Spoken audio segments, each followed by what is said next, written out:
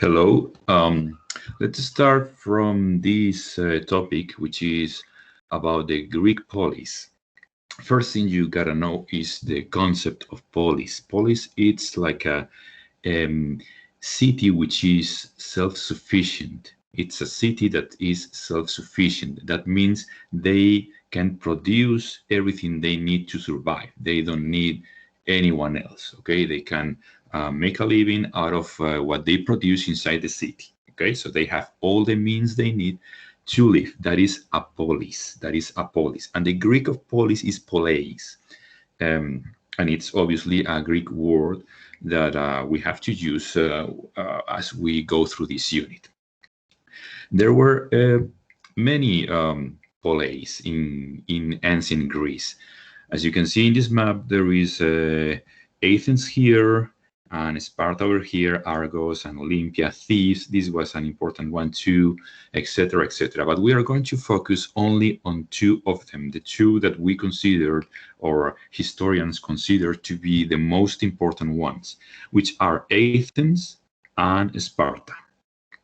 Athens is here in the region of Attica, and Sparta is here in the region of Lacedaemon or Laconia, which is the same thing. So that's why sometimes Spartans are called Laconians or Lacedaemonians, Laconios or Lacedemonios in Spanish. All right.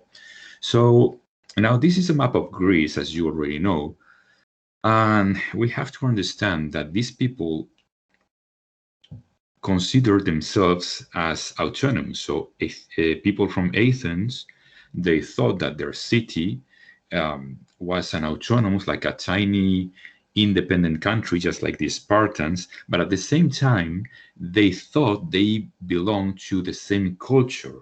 So they consider themselves independent, and at the same time they were conscious of that they share the same culture, the same language or similar or very similar language. They used to praise the same gods and stuff like that. They participated together in wars or in the games like the Olympic Games, stuff like that. Okay, so there was somehow the feeling of independence and the feeling of togetherness at the same time. So let's go with this polis. And first of all, we are going to study Sparta. This one here in the very south of Greece, Sparta, which was an oligarchy. Oligarchy means the government of a few. That means that there are few rulers. So instead of being a monarchy, in a monarchy there is just one ruler, or a dictatorship where there is just one ruler.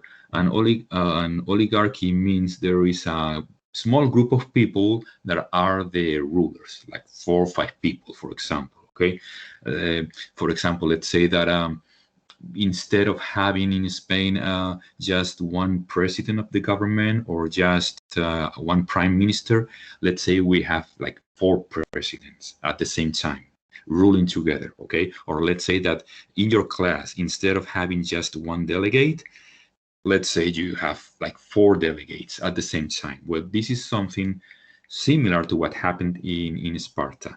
Okay, there was an oligarchy, meaning the government of the few.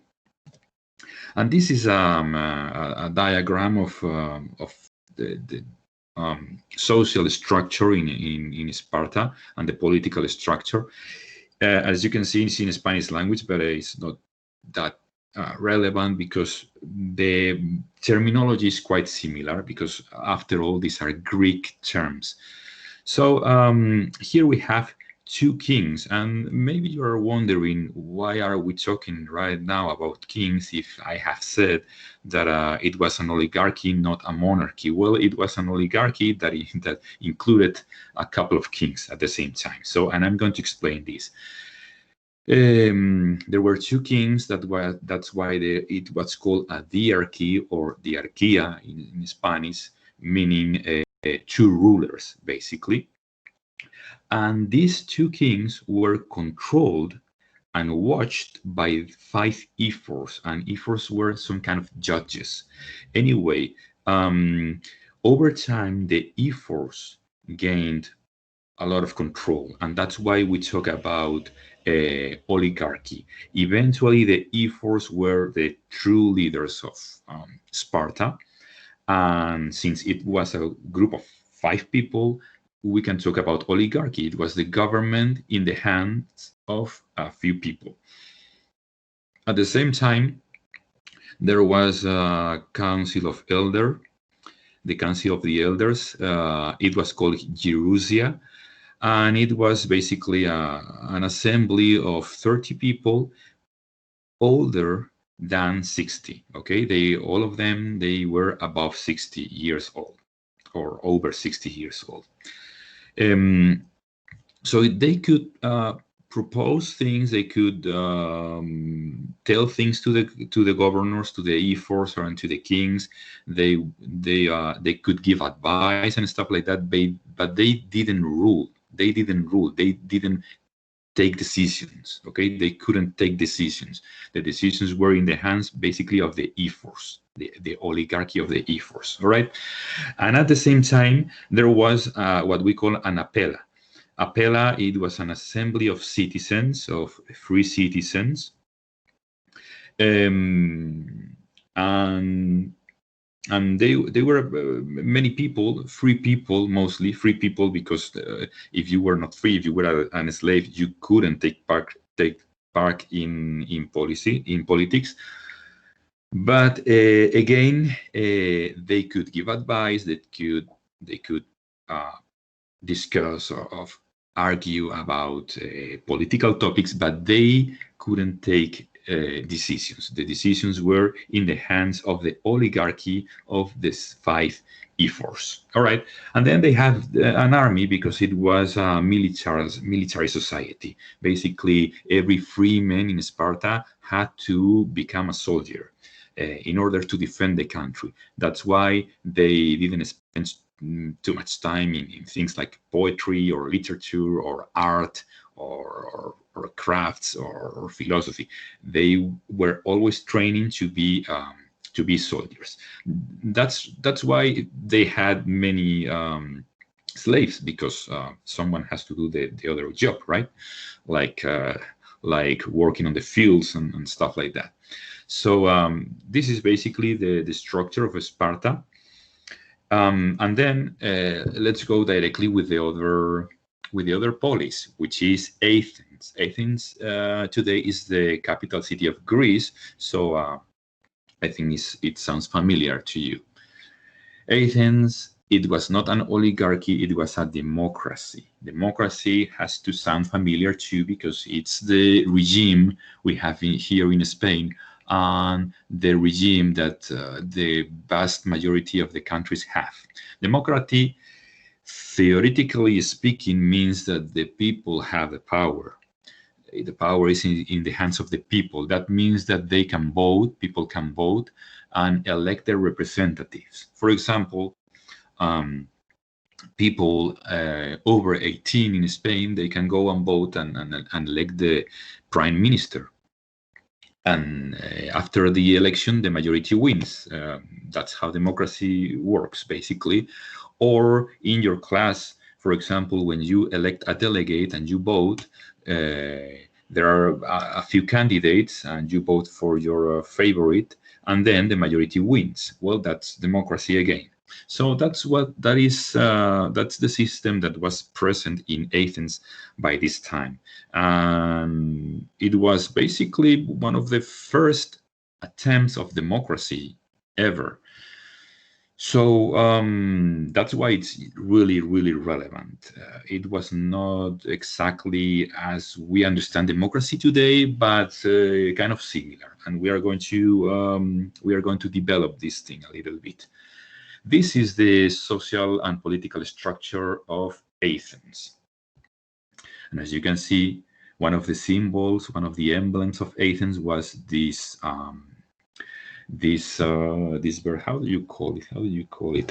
It's like a parrot. It's a parrot, and it's the symbol or the emblem of the goddess Athena. The Athena was the goddess of wisdom and war and justice, and they chose a parrot because the parrot has these big eyes, like it's always watching and learning everything around, and that's why it's like the mascot of the goddess Athena, and therefore the mascot of the Athenian people. Anyway, the political structure consists in these three sets. The first one is called ecclesia, and it was an assembly of citizens over 18. They were older than 18 years old or older. And they held basically all the power, the legislative, that means they could make laws and pass laws. Executive, that means they could enforce the law to be complied by everyone, and they have judicial power. They mean they could just judge people if they had, for example, committed a crime. They had these three powers. The ecclesia had these three powers, and they elected the members of the rest of the groups. So any free man over 18 could be part of the ecclesia. That's why the Athenians gave so much importance to education. Everybody had to have a very good education so they could participate in politics. They would be able to participate in politics. That's why they had to be as wiser as possible in order to be good politicians. Okay, and the word ecclesia, it means assembly in English, and it's the root word for iglesia. For example, the word iglesia actually means assembly, a meeting of people. Okay, although we translate iglesia in English by church, right? But after all, a church is also a meeting of people that share the same beliefs. Okay, anyway, that was the most important organ of government. As you can see, it was formed by just free citizens, no kings or no oligarchy, just free citizens elected by the people, by themselves, basically by the rest of the free men. Then we have the boule, which is like a council of elders.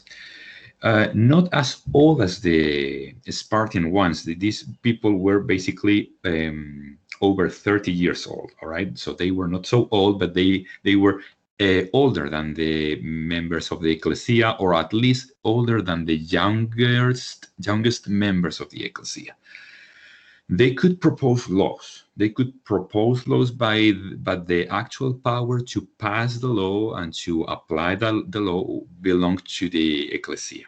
And then we had the archons. Archons, the meaning of archons translated from ancient Greek is ruler. So, and these were rulers or governors, but only on small cities around Athens, because the polis of Athens controlled the main city, Athens, and also the small cities around. Okay, all these small towns and cities that surrounded Athens were controlled also by the government of Athens. Okay, and on each one of these small cities there was an archon. So an archon, we could say that it was similar to what a mayor is today. Okay, mayor means alcalde, by the way.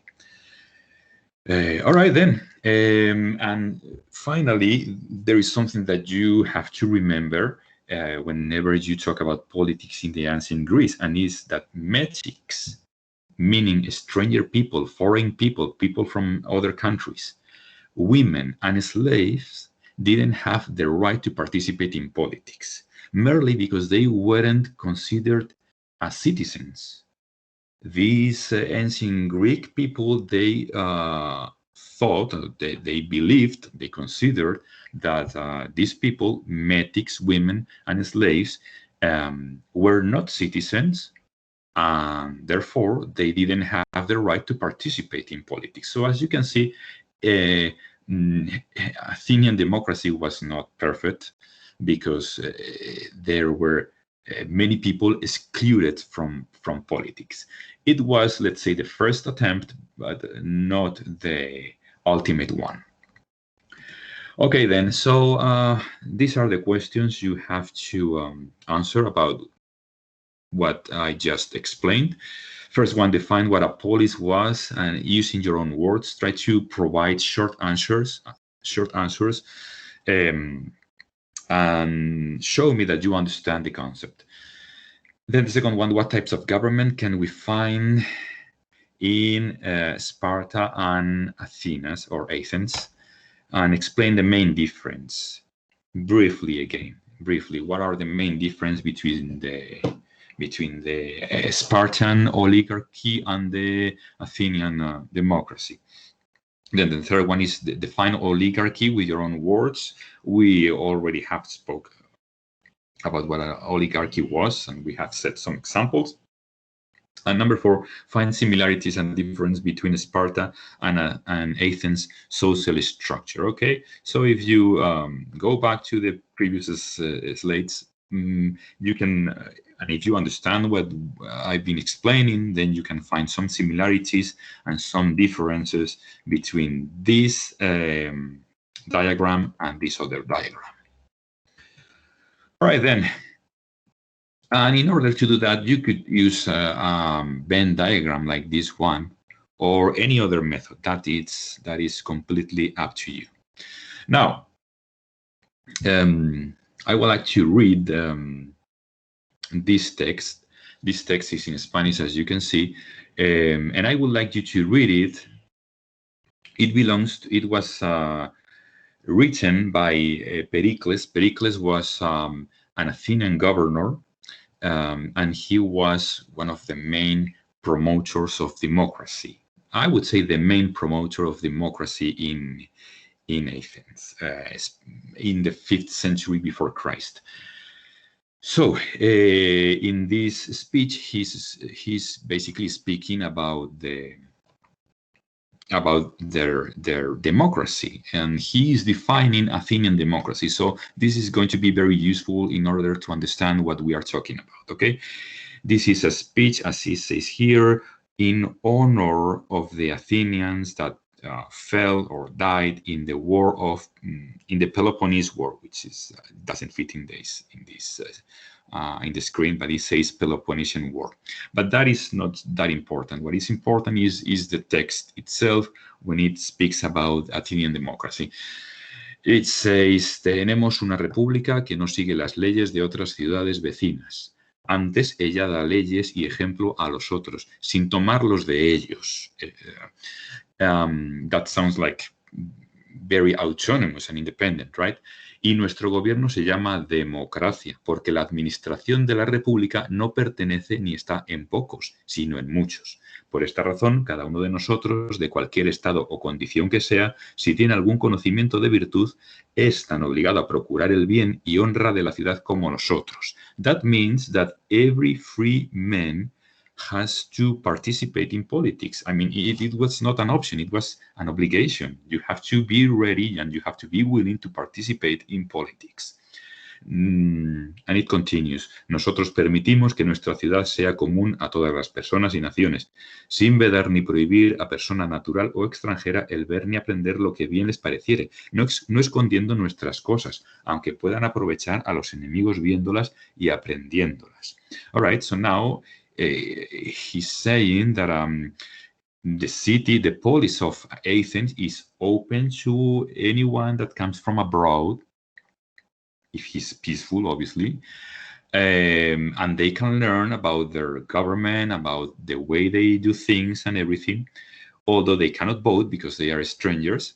They cannot participate in politics, but still they can learn from the Athenian ideas and from the Athenian society. Okay, then. And from this text, you have to answer these questions. This question, okay, which are very simple, all right? It says, briefly explain the concept of democracy in Pericles. So what did he think about democracy? What was democracy? What what's the meaning of democracy for him? Keep in mind that he was a Greek guy, very wise, but he lived in the 5th century before Christ. So, meaning it's a different society than ours. Second one, explain the meaning of this sentence. La administración de la República no pertenece ni está en pocos, sino en muchos. The administration of the Republic is not in the hands of chosen few, but in the hands of many people, which is basically the base of democracy. Third question says, which were the obligation of an Athenian free citizen? Well, it's just what I said a couple of minutes ago. Did the medics have the same political rights as the rest of the Athenians or not? The next one says, which other groups did not have the right to take part in politics? It's something that, again, I've been explaining a few minutes ago. And the last one says, tell the difference between Athenian democracy and current democracy. So try to imagine our democracy, for example, democracy in Spain, and what difference or differences can you find if you compare it to this ancient Athenian democracy. All right, then, and I think we can call it a day.